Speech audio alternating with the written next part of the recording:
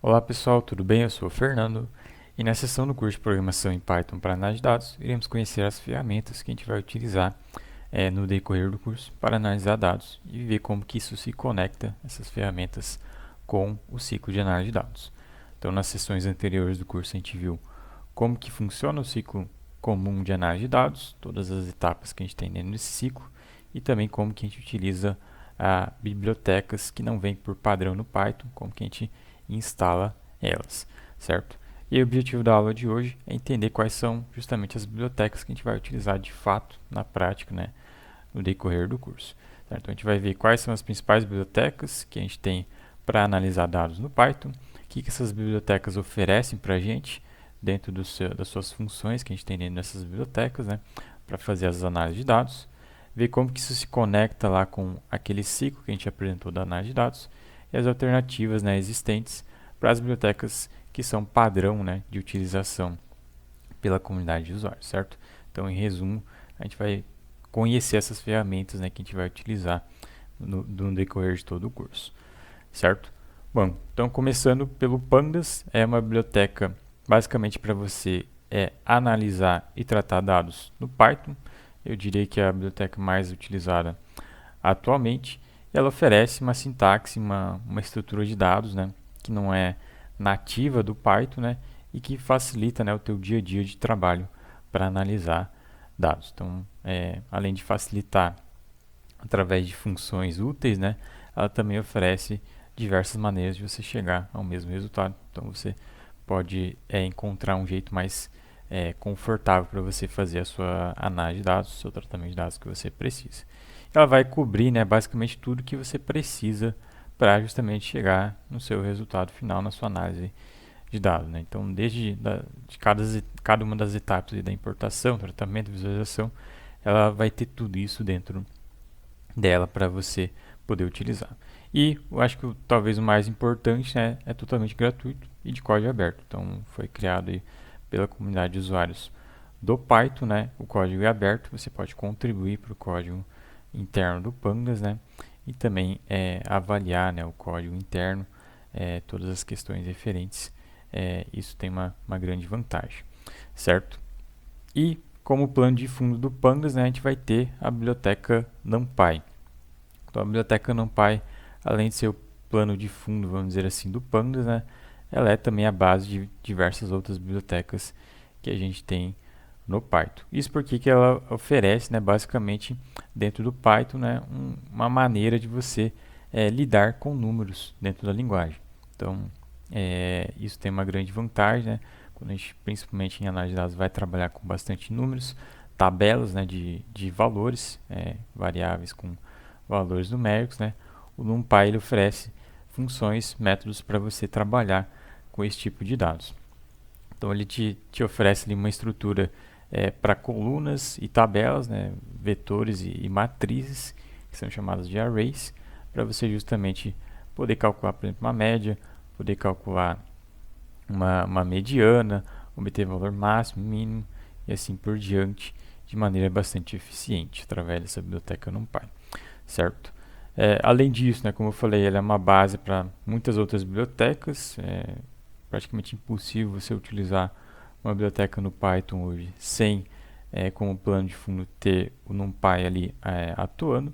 E também vai ser uma biblioteca de código aberto e gratuita, certo? E aí, se você quiser saber mais sobre essas bibliotecas aí, que a gente vai utilizar bastante no decorrer do curso, deixei aqui links para você ter como referência, certo?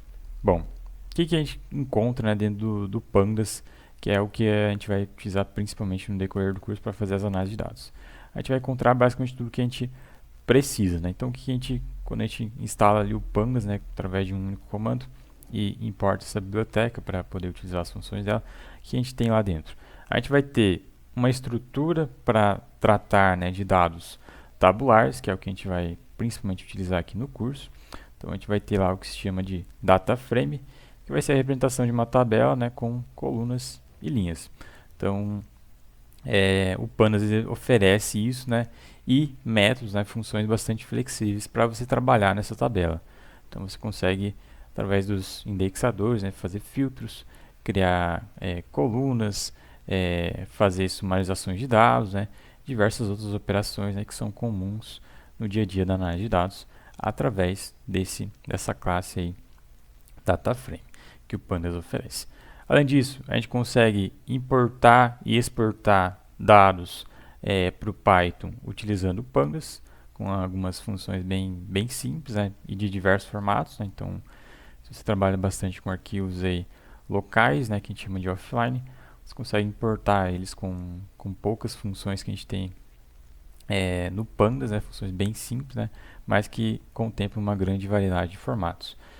E além disso, consegue fazer a sua análise e exportar o resultado, né, uma tabela de resultado, por exemplo, para diversos formatos também. Seguindo adiante, a gente também tem, através do Pandas, uma sintaxe relativamente flexível e fácil para você manipular os dados. Então, você consegue selecionar colunas, filtrar linhas, fazer agregações e diversas outras operações, por exemplo, de cálculos em janelas móveis, né, através do Pandas, né, de maneira facilitada, né, utilizando essa estrutura, né, de dados tabulares, que é o DataFrame. E por fim, né, você vai querer também visualizar os seus dados. Então você vai ter dentro do Pandas também um módulo que a gente chama, né, de visualização de dados, para você plotar, né, em um gráfico, por exemplo, os dados que você está analisando. E você consegue utilizar tudo isso, né, que tem dentro do Pandas, né. Aqui só está alguns pontos de destaque, né. Você consegue utilizar tudo isso apenas com um comando, né, de instalação, !pip install pandas. Você já vai ter o Pandas instalado no seu computador, utilizando aí o Google Colab, por exemplo, para poder utilizar ele. E aí é só importar, né, a gente começar, o que a gente vai fazer nas próximas aulas, começar a utilizar ele na prática, certo? Bom, e aí, em resumo, né, a gente quer justamente utilizar, né, o Pandas, né, para fazer performar, né, todas as etapas aí desse ciclo de dados, né, que a gente apresentou, né. Então, recapitulando, a gente vai ter lá dados que a gente quer importar, depois a gente tem que representar esses dados nessa etapa de organização de uma maneira que seja tratável, né, pelas linguagens de programação, ou seja, colunas vão representar as variáveis dessa tabela de dados que a gente está importando, e as linhas vão representar as observações dessa tabela de dados. E aí depois disso, nas próximas etapas, né, entra toda a parte de você conhecer mais a fundo os dados, né? Então, para isso, você vai precisar fazer tratamentos, filtros, criar novas variáveis e assim por diante. Você vai precisar visualizar esses dados, então gerar gráficos, tabelas e, opcionalmente, você pode querer aplicar procedimentos de cálculos estatísticos, modelagem, utilizar econometria, machine learning e assim por diante, né, para extrair justamente insights, né, informações úteis desses dados, certo? E aí lá no final você vai querer comunicar o resultado da sua análise adiante, né? Isso pode ser feito através de relatórios e dashboards, que é o que a gente vai tratar aqui no decorrer do curso. Eu coloquei aqui mais uma etapa adicional, opcional na verdade, que é a questão da automatização. Você pode montar um código, né, para performar todas essas etapas e lá no final, né, automatizar esse código utilizando, por exemplo, uma ferramenta externa de agendamento de script, né, agendamento de código, para, sem nenhuma interferência humana, né, só executar esse código, gerar o resultado lá no final, por exemplo, um relatório, né, e aí você envia esse relatório, ou você automatiza o envio do relatório, né, para a sua empresa, dentro do seu projeto aí que você estiver trabalhando na universidade, em qualquer contexto que seja. Certo? Então, a gente quer fazer isso, né? Então, a gente quer colocar esse ciclo de análise em prática. E para isso, a gente vai ter tanto Pandas quanto NumPy e dentro do Python, né, diversas outras bibliotecas. Então, aqui a gente consegue conectar essas ferramentas que a gente vai utilizar no decorrer do curso, né, com esse ciclo de análise de dados, certo? E aqui eu coloquei aqui algumas alternativas, né, referente a essas bibliotecas básicas aí que a gente vai utilizar. Então, lá nas etapas de importação, a gente vai ter tanto Pandas, principalmente, que a gente vai utilizar. A gente vai ter bibliotecas brasileiras, como CeraPy, IPAData e Python BCB. E também bibliotecas para tratar aí de procedimentos de web scraping, como a biblioteca Requests. Na parte de organização, eu só coloquei aqui o pandas, geralmente o que a gente vai utilizar, né, para representar dados tabulares, colocar colunas como variáveis, linhas como observações, mas você poderia utilizar aí outras bibliotecas também para isso. Nas próximas etapas, a gente vai ter a parte de conhecimento dos dados, né? Então, a parte de tratamento de dados, transformação dos dados, a gente vai ter o pandas, NumPy, o Silba, o Tai de Pambas, que é uma alternativa em relação ao pandas, né? O Silba também seria uma alternativa em relação ao pandas. A gente vai ter o Data Table, que vai ter uma outra perspectiva também concorrente ao pandas. A gente vai ter o Polars e o Tide Polars, que também vão ser alternativas ao pandas. No final, né, você consegue chegar no mesmo resultado com a maioria dessas bibliotecas. É questão de você conhecer a base, né, que a gente vai te passar aqui. E aí você vai experimentando, né, para se sentir mais confortável com uma ou com outra e assim por diante. Na parte de visualização de dados, a gente vai ter algumas alternativas. No próprio Pandas vai ter o módulo de visualização de dados, mas ele é um módulo bem interessante, só que um pouco restrito, né, ao que você consegue fazer com ele. Então a gente vai ter ali como alternativa o Matplotlib e o Ciabor, e também com uma outra perspectiva, né, o Plot9 e o Plotly, certo? Plotly para gráficos interativos, certo? Na parte de modelagem, a gente vai ter aqui algumas opções. Eu coloquei somente algumas, tá? Tem várias outras. Em geral, aqui as bibliotecas, né, você vai ter geralmente várias opções, tá? Não precisa se limitar a isso daqui. Isso daqui é o que a gente vai utilizar, né, no decorrer do curso, né? Não tudo, né? Mas principalmente alguma dessas opções aqui é o que a gente vai utilizar no decorrer do curso. E aí vai ter justamente essas alternativas para vocês estarem cientes. Então nessa parte de modelagem a gente vai ter principalmente ali o Stat Models, certo? Para modelos aí de estatística, de econometria e assim por diante. A gente vai ter o PyMC e o Bambi para estatística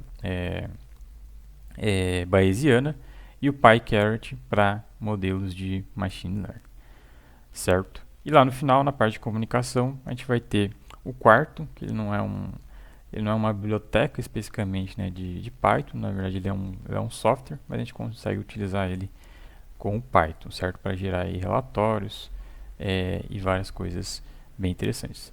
A gente vai ter Plotly Dash para gerar dashboards, Gradio também para gerar aplicativos, dá para gerar dashboards, DataPane e também o Shine, que está sendo recém-lançado, né, dentro do Python, também para gerar aí dashboards.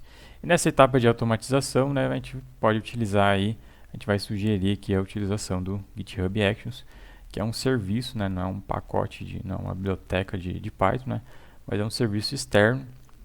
Na verdade, a gente utiliza lá o site do GitHub, né, dentro dele vai ter esse recurso aí, GitHub Actions, que você consegue dizer para ele rodar um determinado código que você escreveu em Python. Então ele vai rodar esse código e, por exemplo, automatizar todo esse ciclo aí de análise de dados, certo? E eu coloquei aqui de fora, né, a Python Standard Library, que é basicamente as funções e os métodos que já vem por padrão, né, quando você instala aí, geralmente o Python, tá? E geralmente nessas bibliotecas aqui que eu mencionei, né, elas vão utilizar várias dessas funções, né, que vem por padrão no Python, certo? Nas entrelinhas. E aí, geralmente, né, em uma etapa e em outra, você vai precisar também dessas funções, né, que vem na base, né, do Python, certo? Então, esse é o caminho que a gente quer percorrer e essas são as ferramentas, algumas delas, né, que a gente pode usar em uma sessão ou outra do curso, certo? Bom, eu coloquei aqui uma referência para quem quiser saber mais sobre esse fluxo de trabalho, né, de análise de dados. Não é uma referência de Python, é uma referência da linguagem R, mas explica bem detalhadamente, né, como que esse fluxo de análise de dados funciona. De repente é interessante para você conhecer um pouco mais a fundo, certo? Se ficar alguma dúvida é só mandar lá no suporte da Análise Macro. Eu vou ficando por aqui e até a próxima.